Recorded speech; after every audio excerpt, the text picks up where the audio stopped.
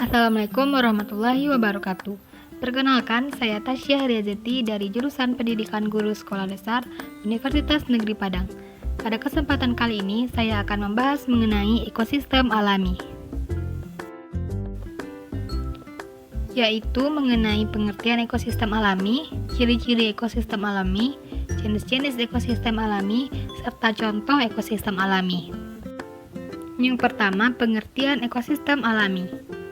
Ekosistem alami merupakan sebuah ekosistem yang terbentuk secara alami atau terbentuk dengan sendirinya. Dengan kata lain, ekosistem ini terbentuk karena adanya sebuah interaksi antar komponen biotik dan abiotik tanpa adanya sebuah campur tangan manusia. Selanjutnya, ciri-ciri ekosistem alami.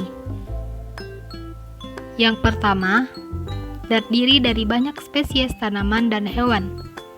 Yang kedua, keanekaragaman genetik yang sangat tinggi.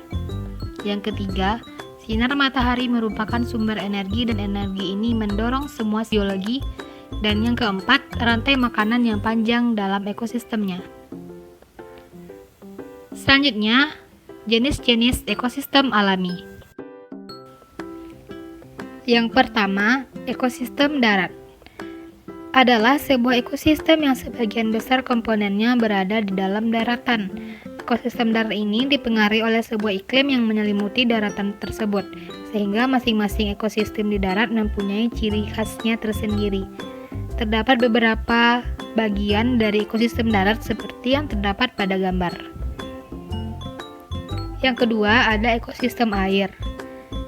Ekosistem air ini dapat diartikan sebagai ekosistem yang sebagian besar komponennya berupa daerah perairan, karena 2/3 bumi adalah perairan, maka dapat dikatakan bahwa ekosistem air merupakan ekosistem terbesar di bumi.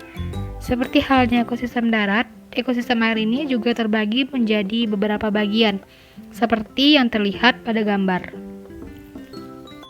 Yang selanjutnya adalah contoh-contoh ekosistem alami.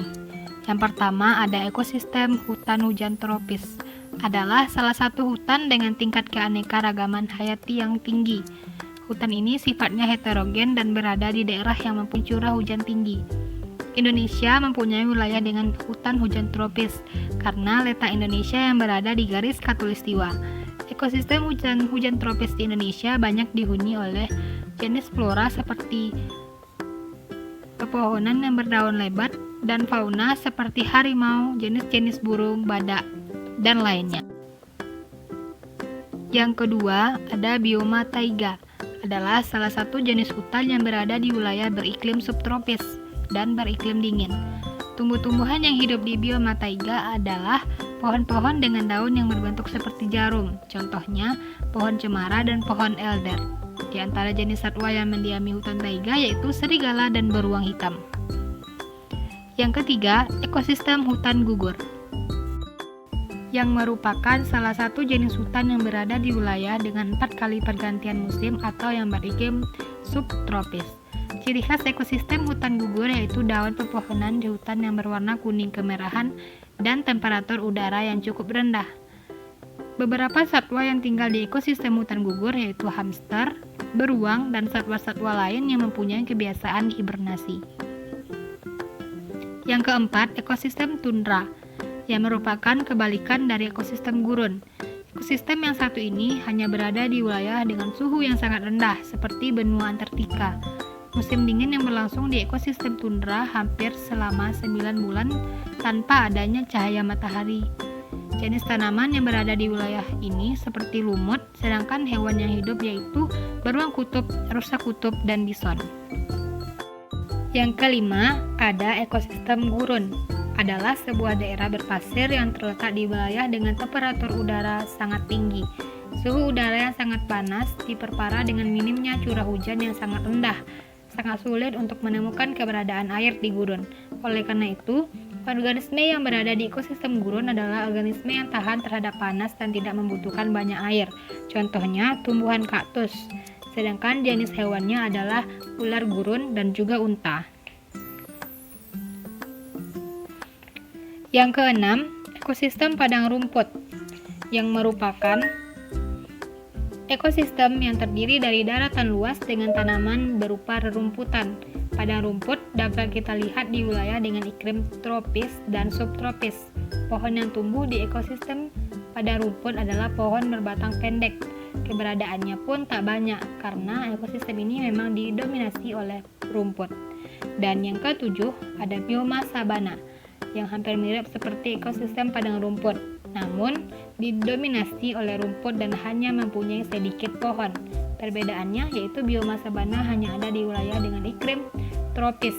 Beberapa hewan yang berada di sabana yaitu macan, gajah, kuda, dan singa. Yang kedelapan, ada ekosistem air laut. Merupakan salah satu contoh dari ekosistem alami yang mana mempunyai air dengan konsentrasi garam yang sangat tinggi. Ekosistem air laut bisa dibagi menjadi beberapa ekosistem, diantaranya ekosistem terumbu karang dan ekosistem pantai. Ekosistem terumbu karang berada di zona laut dangkal yang mana cahaya matahari masih bisa menembus ke dasar laut. Yang terakhir, ada ekosistem air tawar. Ekosistem air dengan tingkat konsentrasi garam yang rendah. Ekosistem air tawar dapat dibagi menjadi ekosistem danau, sungai, dan rawa.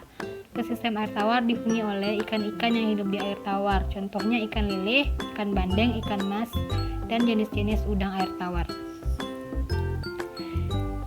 Sekian untuk video pembelajaran mengenai ekosistem alami kali ini. Terima kasih sudah menonton. Assalamualaikum warahmatullahi wabarakatuh.